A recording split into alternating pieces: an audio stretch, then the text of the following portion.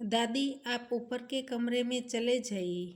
हमारे घर पर मेरे दोस्त आ रहे हैं। राहुल नैनाबेन को अवहेलना की आवाज में बोला।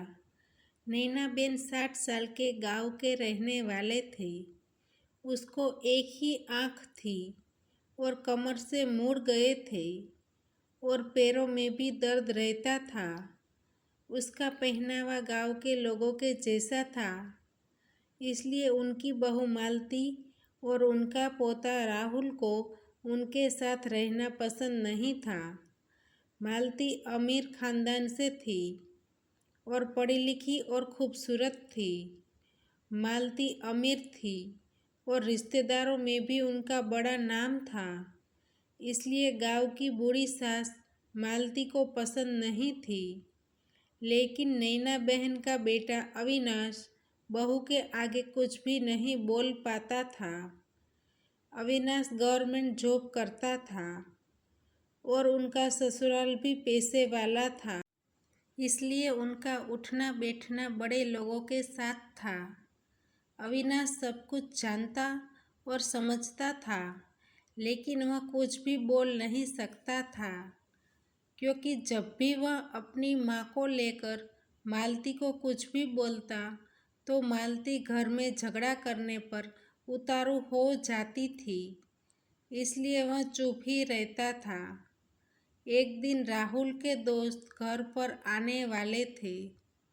राहुल को अपने दोस्तों को दादी से मिलाने में शर्म आ रही थी, इसलिए दोस्तों को आने से पहले उसने दादी को बोल दिया, आप ऊपर के कमरे में चले जाइए, आज मेरे फ्रेंड्स आने वाले हैं। दादी माँ प्यार से बोली, मैं आप लोगों को कहाँ परेशान करूँगी, मैं तो एक कोने में बैठी रहूँगी। क्या हुआ राहुल? ऐसे मालती रसोई में से चिल्लाते हुए बोली। राहुल ने गुस्से में आकर बोला, देखो मम्मी, मेरे फ्रेंड्स आने वाले हैं और मैंने दादी को बोला आप ऊपर जाइए, लेकिन वह मान नहीं रहे हैं। मम्मी, आपका यहाँ क्या काम है? ऊपर के कमरे में चले जाइए, ऐसा मालती ने अपनी सास को गुस्से में कहा। पैरों में दर्द और मुड़ी हुई कमर होने के बावजूद दादी माँ धीरे धीरे ऊपर के कमरे में चले गई। वहाँ जाकर वह एक कोने में बैठ गई। दूसरे कमरे में अविनाश सब कुछ सुन रहा था, लेकिन वह चुप रहा, कुछ भी नहीं बोला। एक बार मालती की दोस्त उसे मिलने के लिए आई तो मालती खुद की सास की पहचान करवाते हुए बोली, यह हमारे दूर के रिश्तेदार हैं, यही डॉक्टर को दिखाने के लिए आए हैं। यह सुनकर दादी माँ मन में बहुत ज़्यादा दुखी हो गई, लेकिन उसने मालती को कुछ नहीं बोला। कुछ दिनों के बाद दादी माँ अविनाश को बोली, बेटा, मुझे गांव की बहुत याद आ रही है, मुझे कुछ हफ्तों के लिए वहाँ छोड़ दो, मैं वहाँ रहूँगी। मालती यह बात सुनकर मन ही मन बहुत खुश हुई, क्योंकि उनको जो चाहिए था वही मिलने वाला था। अविनाश भी माँ को रुकने के लिए नहीं बोला और उसको वहाँ गांव में छोड़ आया। कुछ हफ्तों के बाद अविनाश के मामा का लंदन से कॉल आया कि वह इंडिया आ रहे हैं। अविनाश के मामा डॉक्टर थे, वह दूसरी बार इंडिया आ रहे थे। जब वह इंडिया आए तब उसका बड़ी ही धूमधाम से स्वागत किया गया। घर में आकर उसने अविनाश को पूछा, तुम्हारी मम्मी दिखाई नहीं दे रही है, वह कहाँ है? अविनाश कुछ भी बोल पाता उससे पहले मालती ने बोल दिया कि उसको यहाँ शहर में अच्छा नहीं लगता, इसलिए वह गांव में रहते हैं। मालती का जवाब सुनकर डॉक्टर मामा समझ गई। उसने अविनाश को बोला, कल हम लोग गांव जाएंगे, तुम्हारी मम्मी को मिलने के लिए। दूसरे दिन सब लोग गांव पहुंचे तो देखा कि दादी माँ पलंग पे सो रहे थे। उसको बहुत ज़्यादा बुखार था।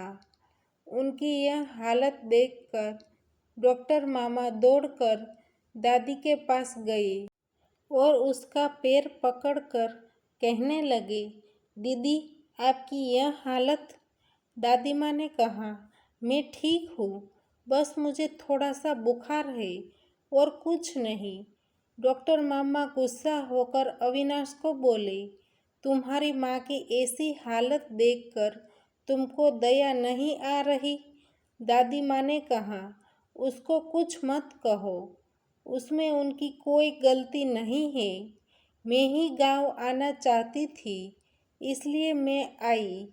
डॉक्टर मामा मालती को बोले, अविनाश की इतनी अच्छी जॉब है, आप लोग इतनी अच्छी लाइफ जी रहे हैं, यह सब आपकी सास की वजह से है।